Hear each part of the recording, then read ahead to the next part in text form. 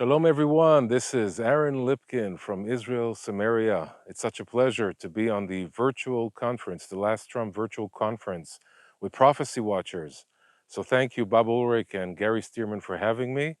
It's going to be my pleasure to be with you for the next 45 minutes and present a different topic.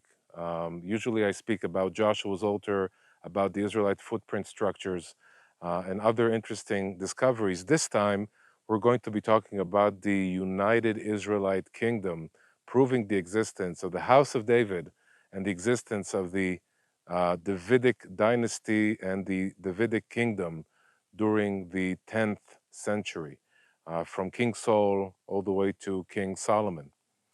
But first, I would like to start with a personal testimony. I grew up as a kid, a Jewish kid in Jerusalem. Our family was a Bible-believing family. We believed in God. We believed in the Bible.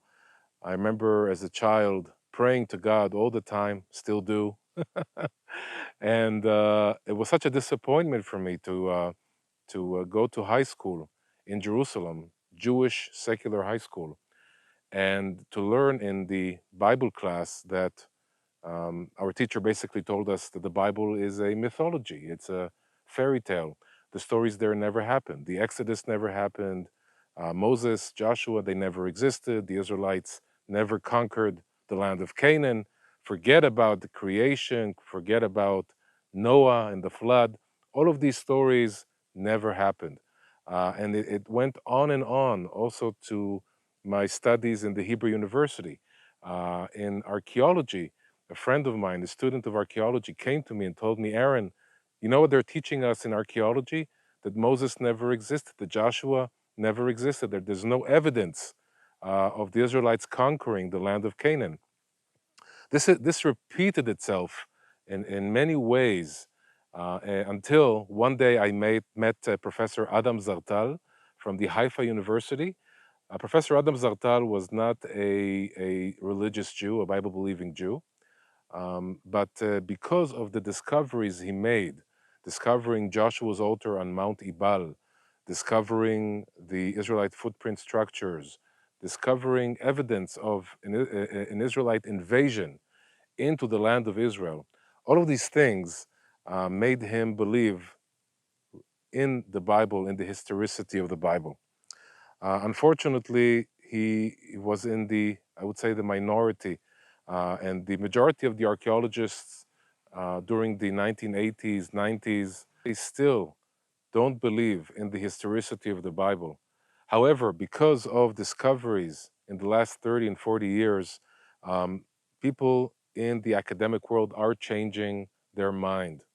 And so I'll be happy to share with you some of the discoveries in the land of Israel that are connected and prove the United Kingdom of Israel, the existence of King David. We all believe that they exist. We all believe in the historicity of the Bible, but we need to know this. We need to have that information in order to be able to explain to people who don't believe in the Bible, who think that the Bible is a fairy tale, to tell them, listen, there's hard evidence that these stories happened. And if they happened, there's a good chance that God exists. So I invite you to join me on an exciting journey in the land of Israel. And where the first place we're going to is where the United Kingdom started, where it came from, Ancient Shiloh. See you there.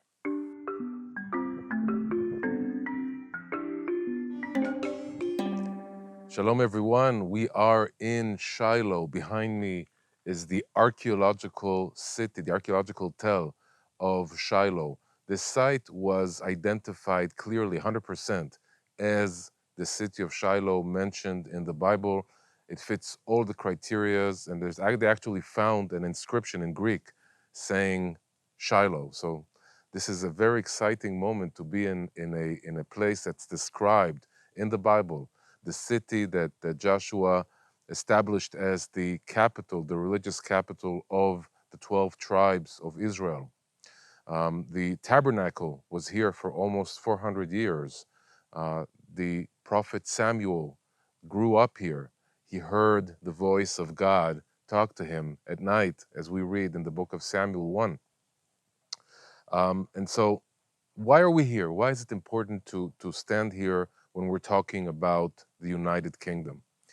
When we read the stories in the book of Samuel, we see the transition from the period of the book of Judges, a time where the tribes each take care of their own. Sometimes they unite one, two, or three tribes to fight against a common enemy, but there is no united kingdom. The tribes are not ruled by one judge, but by many judges, many local judges. This is a time of that there's no urbanization. There are no major cities. Each tribe has villages. They're mostly in agriculture, and this is a transition from a period of village type tribalism to a stage where you have a king, where you have cities, urbanizations, where you have cities that are fortified, where you have an army. An army is created when you have taxes that are being taken from the different tribes to the central rule. And so this is a very critical time, and it starts here. It starts in Shiloh.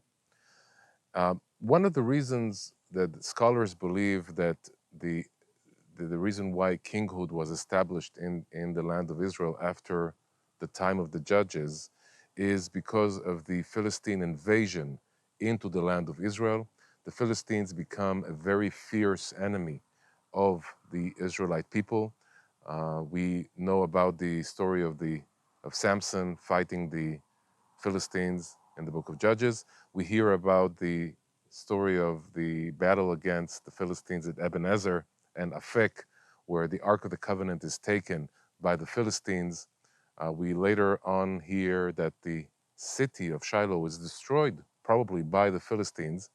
And we read that the Philistines actually established strongholds in the mountainside, in the highlands, in the Mikmash Pass and in Gibeah.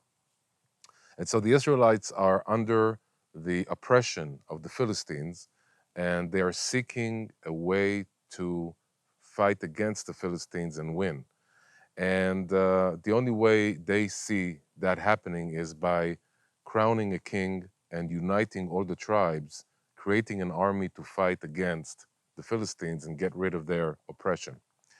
And so Prophet Samuel, who grows here, who hears the voice of God, who talks to God, who judges the people of Israel after the destruction of Shiloh, is the prophet that is, I would say, responsible for the move from the period of the judges to the period of the king. And indeed, King Samuel crowns King Saul from the tribe of Benjamin, and later on, King David, creating the house of David, ruling over the United Kingdom of Israel, and then later on over the Kingdom of Judah. And so when we talk about the United Kingdom of Israel, we're talking about 100 years, approximately 100 years of rule from King Saul through King David and King Solomon. In historical terms, it's a very short period, a period that unfortunately doesn't leave a lot of evidence that we can learn about the United Kingdom. We have many sources that talk about the kingdom of Judah and the kingdom of the 10 tribes of kingdom of Samaria, but we don't find any evidence, any written evidence, either from the land of Israel or around us, from Assyria, from Egypt, from Aram, from Moab and Mesha, from Moab and Ammon, and so we have a lack of evidence for the existence of the United Kingdom. So we talk about the minimalist archaeologists saying the Bible is a mythology. Moses never existed. Joshua never existed. The Israelites were never in Egypt. We're talking about conclusions that derive from lack of evidence, evidence that was not found yet. And when we talk about the United Kingdom, that's the same case. And for many years during the 1980s, the archaeologists basically said King David never existed, the House of David never existed. And that went on until the 1990s. In 1993, in excavations done in the city of Tel Qeiyafa in the north of Israel, an inscription was found, apparently written by the king of Aram, a northern kingdom that was an enemy of the Israelite tribes in the United Kingdom for many years. In that inscription, the king of Aram describes the battles that he went in and was involved in. And one of the kings, one of the kingdoms that the king of Aram battled against and won was the house of David. So from that point on, nobody could say King David doesn't exist, the house of David never exists, because it says the house of David. And so if it's the house of David, then a David established that lineage, that kingdom.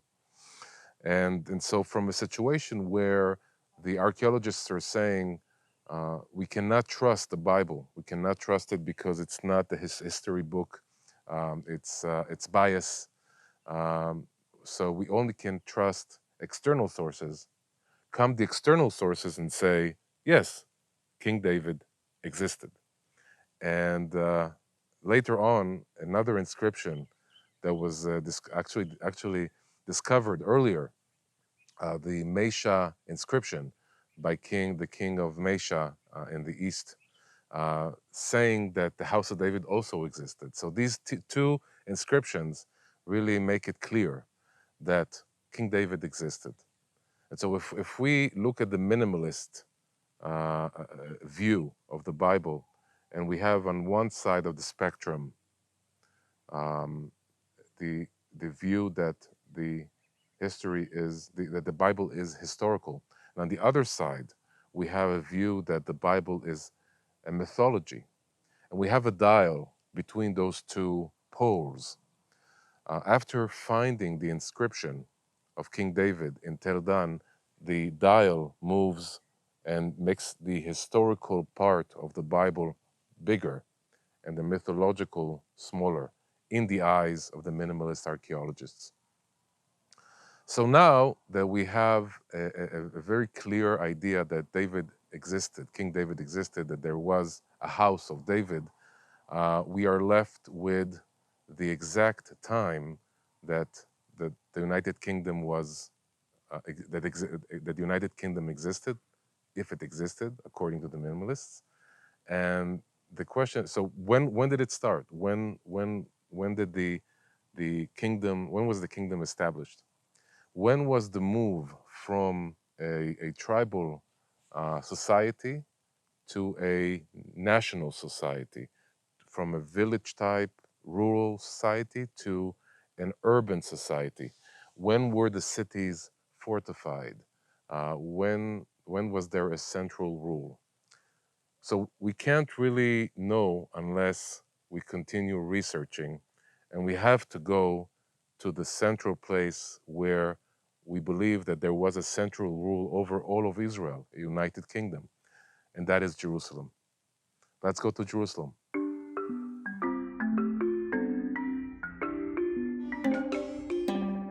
Shalom, everyone. We are finally in Jerusalem, the holy city of God, the place where the temple of God stood, where King David and King Solomon ruled over all of the land of Israel, as we believe is written in the Bible.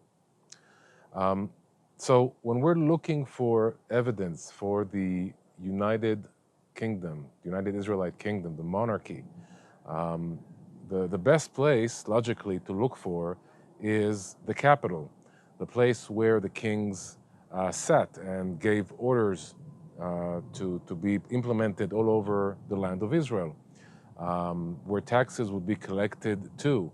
There has to be so much material, archaeological material, written material, ceramics, all the things that archaeologists are looking for in order to establish facts. The problem is that Jerusalem is not helping us so much for a couple of reasons. The first reason is that we cannot excavate in Jerusalem. To my left is Temple Mount. To my right is the city of David, where the original Jebusite and later on Israelite city of David was. And all of this area today is populated, and it's very problematic politically to excavate in that area.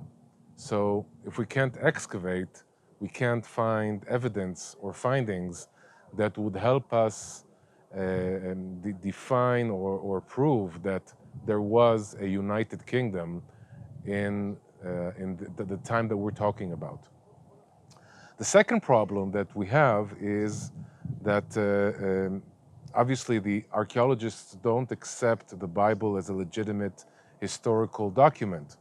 However, they are acknowledging external documents that were found in the last, I'd say, 100 years by archaeologists, and we know that before the Jerusalem of King David, there was a Canaanite city of Jerusalem in this area. Excavations that were done in the last 200 years in Jerusalem were not able to detect, to find the location of the Canaanite city of Jerusalem. We're talking about the Bronze Age, we're talking about the year 1400, 1300. That Jerusalem that is very well documented in archaeological writings, findings that we found, like the El Amarna letters that were written by the king of Jerusalem, complaining about the king of Shechem. He's complaining to Pharaoh. He's asking Pharaoh to send help, military help to Jerusalem. And so it's very clear that there was a Jerusalem, a Jebusite, Canaanite Jerusalem to my right. And however, all the excavations that were done to my right in that area did not find the location, the exact location of the Canaanite city. And we know that King David conquered that Canaanite city and turned it to an Israelite city. And so when we find the Jebusite city, we will also find King David's city. So the only places that there are excavations today is to my right in the city of David. And these excavations yielded a lot of information about the kingdom of Judah. Unfortunately, the findings that could show us that there is monumental buildings and fortifications that were built by King David or King Solomon are under dispute. And they're under dispute in the sense of the dating. I would say that the archaeologists that do believe in the historicity of the Bible claim that these monumental buildings are from the 10th century, from the time of King David. The minimalist archaeologists are saying no, it's from a later period. It's from the year 900 or 800, even 700 BCE. And so there is a dispute between the two camps of the archaeologists about who built those monumental buildings and when they were built. And so, again, unfortunately, Jerusalem is not helping us to prove the existence of a strong kingdom in Jerusalem that existed in the year 1000 BCE for about 100 years. So if we can't look for evidence today in Jerusalem, we have to look in the periphery. Again, if Jerusalem was a strong center, a strong capital, it has to have cities and villages that belong to that city and to that kingdom. So we're going to go to another site in the periphery and look at the evidence that was found there in excavations that were done in the last few years. But I'm asking you not to give up on Jerusalem. I have a very strong feeling that in the next few years, we're going to find more and more evidence to prove the existence of the Judite kings and possibly also the existence of the United Kingdom. So keep praying for the archaeologists that are excavating here, and please pray that more and more areas are going to open up for archaeological digs. And just to finish this place, this explanation, I really invite you to come with us to Jerusalem and to all the other sites that we're in. It's such an amazing experience, an amazing feeling to be here, to be close to the biblical sites that are described in the Bible. Shalom from Jerusalem, and see you in the next spot, Tel Qeiyafa, the city of Qeiyafa.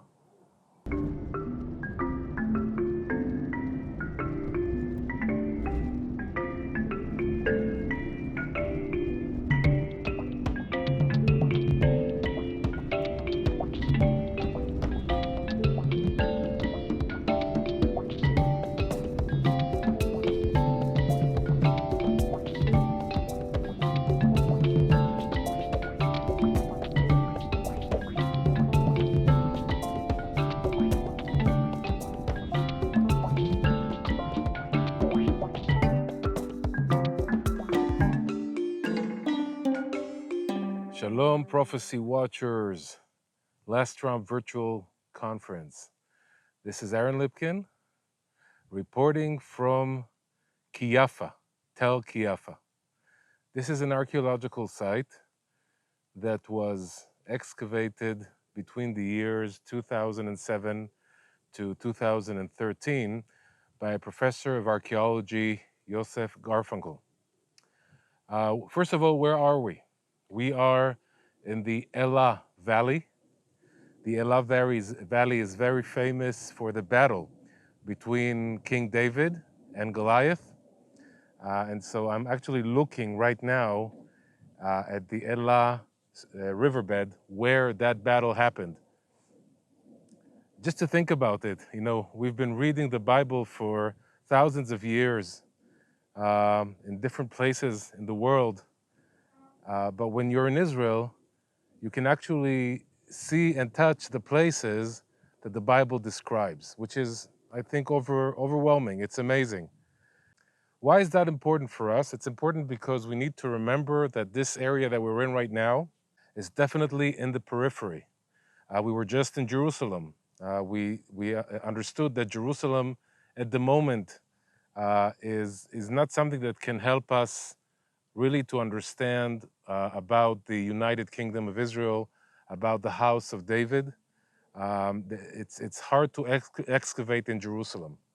But if we had a strong government in Jerusalem, then this government should have strong outposts, fortified outposts, places that it's apparent are not this small family village or rural area, but a city, a fortified city that had to have a central rule, taxes to be collected, engineers. There needs to be a very clear structure or city that can show that we have, at that time, central governance. Because the minimalist archaeologists are saying that during the 10th century, again, we're talking about around the year 1000 BCE, there is no central rule, there is no kingdom in Judea at that time. The kingdom gets established later on around the year 900 BCE. That's the claim of the minimalists. That basically means that the kingdom of King David could not have existed at the time that the Bible claims it existed.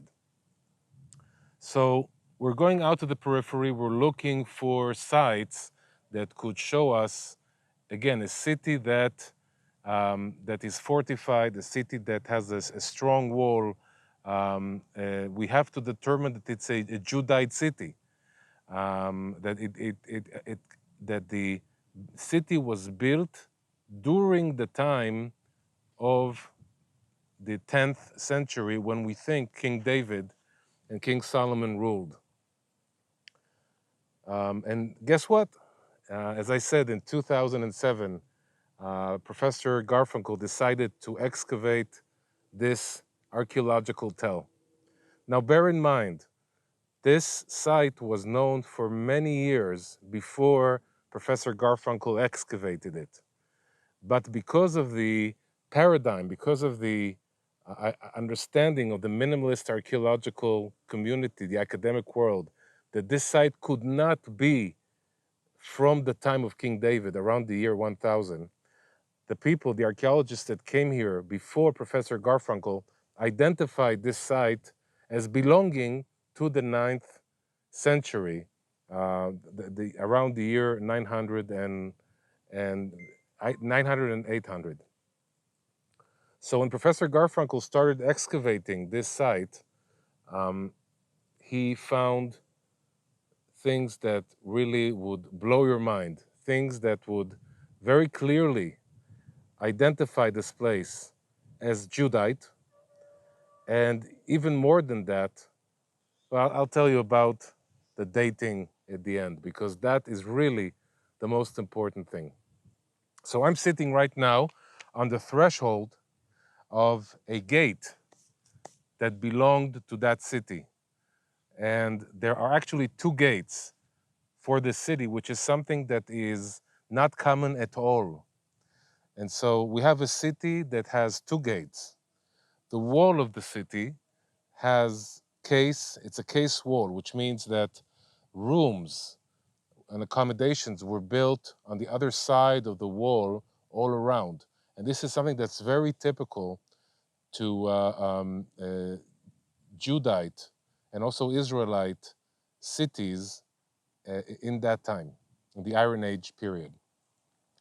Other things that were found here, they found shrines very close to the gate. In that shrine, they found a box that depicts a picture of a very magnificent building. When we read the description of the way the entrance to the temple in Jerusalem, it fits the look of those boxes, which is very interesting.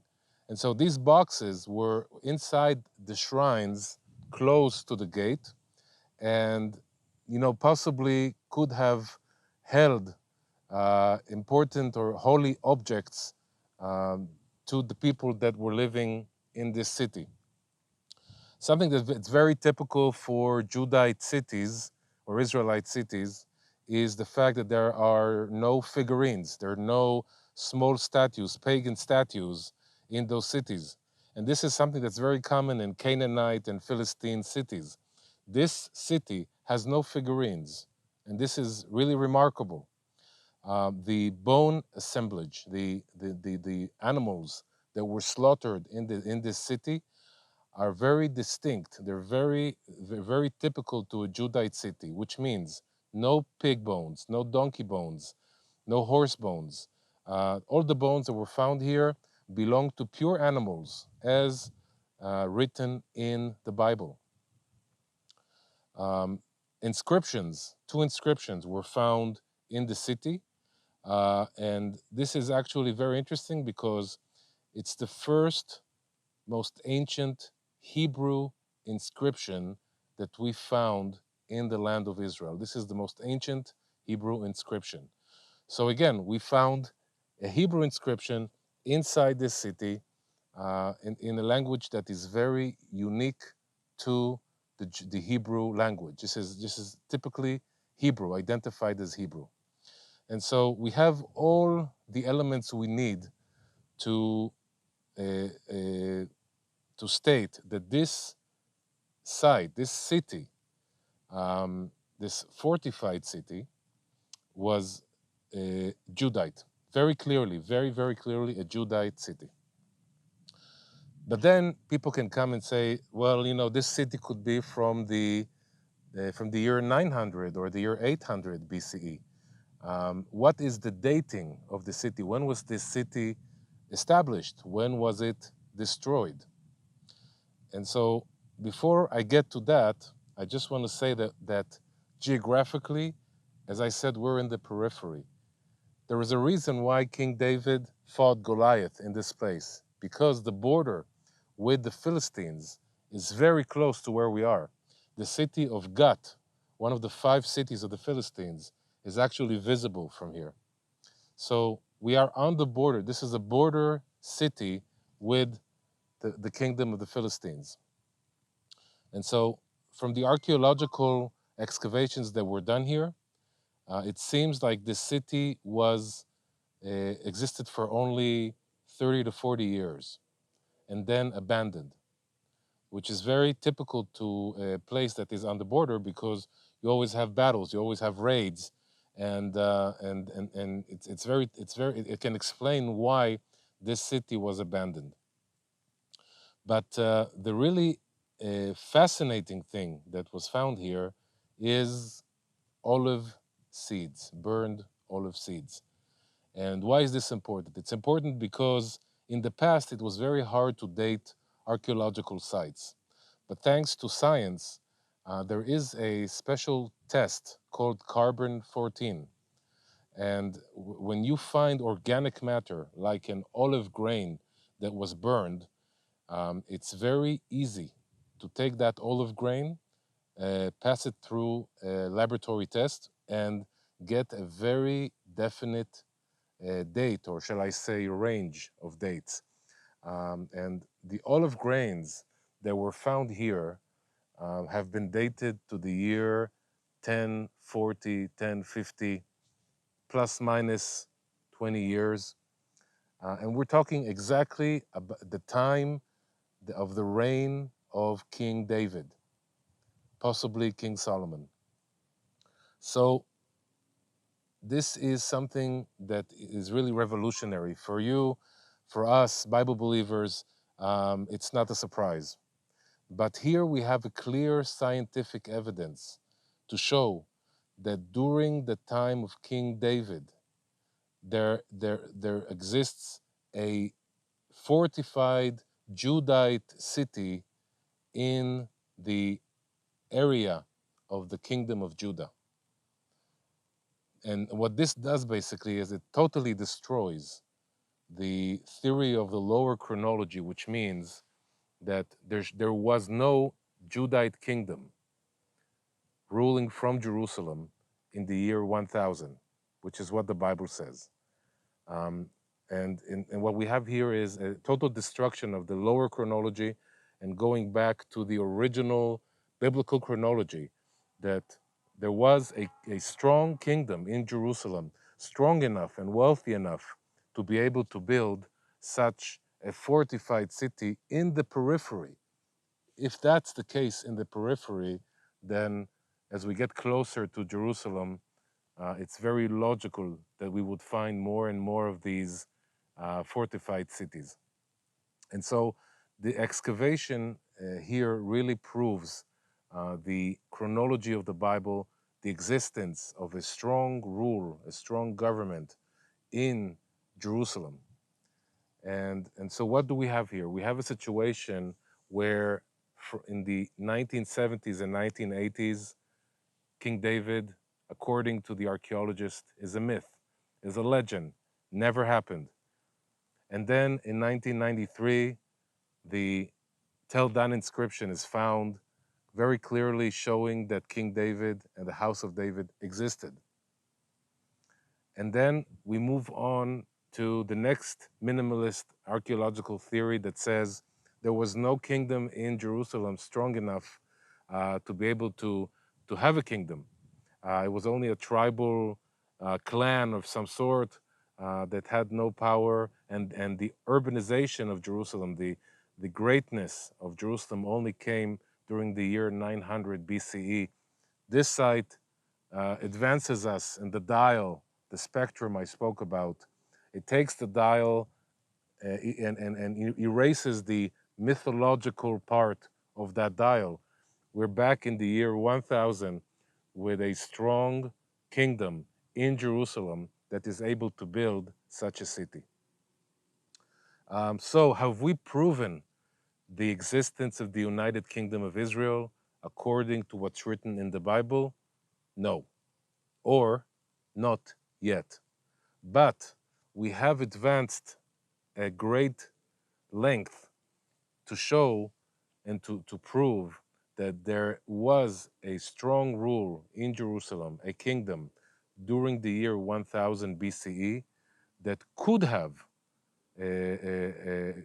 conquered all of Israel and as the Bible says, had a united monarchy, united kingdom in the land of Israel for about 100 years.